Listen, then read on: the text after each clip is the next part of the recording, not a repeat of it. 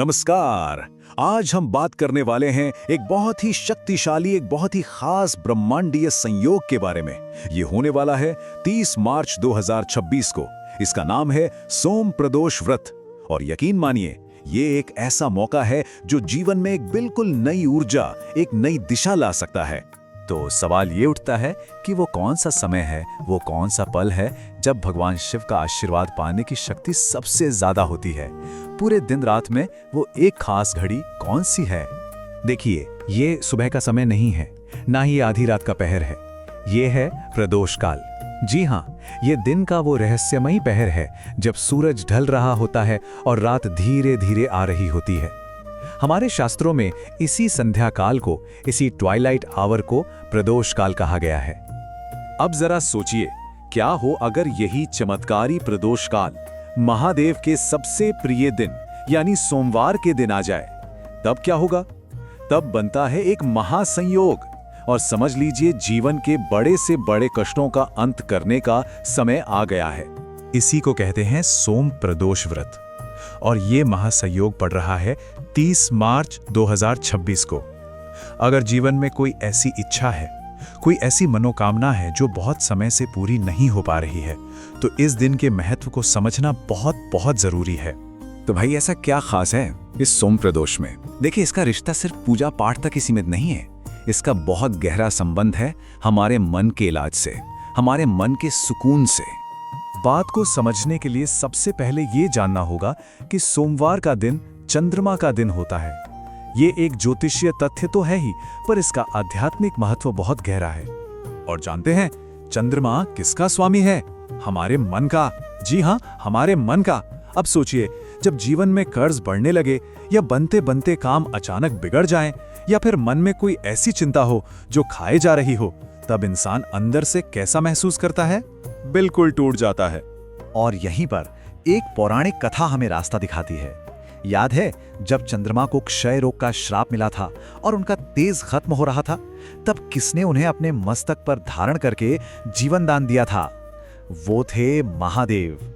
और इसीलिए ये सोम प्रदोष मन के हर दुख, हर डर और पैसों से जुड़ी हर चिंता को खत्म करने की एक अचूक, एक इनफैलिबल चाबी है।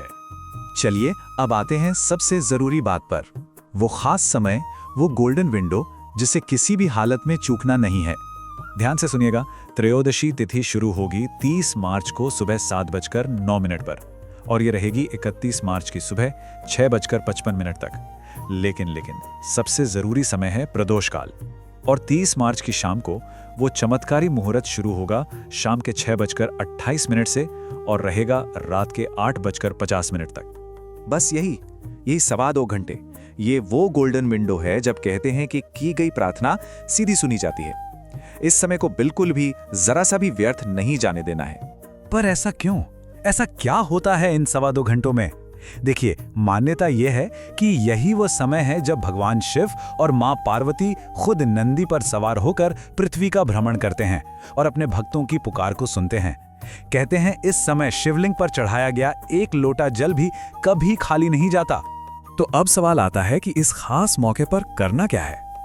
इसका उपाय बहुत ही सरल है, बहुत ही अचूक है, और इसे कोई भी बड़ी आसानी से कर सकता है। करना बस इतना है, उस शाम प्रदोष काल के मुहूर्त में साफ सुथरे कपड़े पहने एक तांबे का लोटा लीजिए। उसमें जल, थोड़ा सा कच्चा दूध, कुछ काले तिल और एक बेलपत्र डाल दीजिए। फिर पास के किसी भी शिवालय में जाकर घी का एक दिया जलाइए, और जब शिवलिंग पर वो जल चढ़ा रहे हो, बस आंखें बंद करके अपनी वो सबसे गहरी इच्छा, वो मनोकामना जो मन को परेशान करती है, महादेव के सामने रख दीजिए।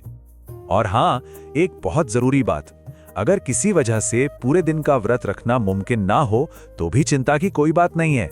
आशीर्वाद पाने के लिए सबसे जरूरी है शाम का ये अनुष्ठान। बस इसे पूरी श्रद्धा से करना है। तो बस अब हम इस चर्चा के अंत में आ गए हैं। एक बात हमेशा याद रखिए, महादेव तो जीवन के हर कांटे को फूल में बदलने के लिए तैयार हैं। बस हमें श्रद्धा से एक कदम उनकी ओर बढ़ाना है। पूरे विश्वास के साथ कह रहा हूं, सोम प्रदोष की उस पावन शाम में मन से निकली हर आवाज सीधे कैलाश तक पहुंचेगी। तो बस 30 मार्च के इस महासंयोग को किसी भी हाल में हाथ से जाने मत दीजिएगा। और अगर महादेव की ये महिमा सुनकर मन में भी श्रद्धा का भाव जागा है और इस सोम प्रदोष पर उनका आशीर्वाद लेने का संकल्प है, तो पूरे जोश और विश्वास के साथ कमेंट्स में लिखिए हर हर महादेव या ओम नमः शिवाय। चलिए ब्रह्मांड को अपनी भक्ति की गूंज सुनाते हैं। हर हर महादेव।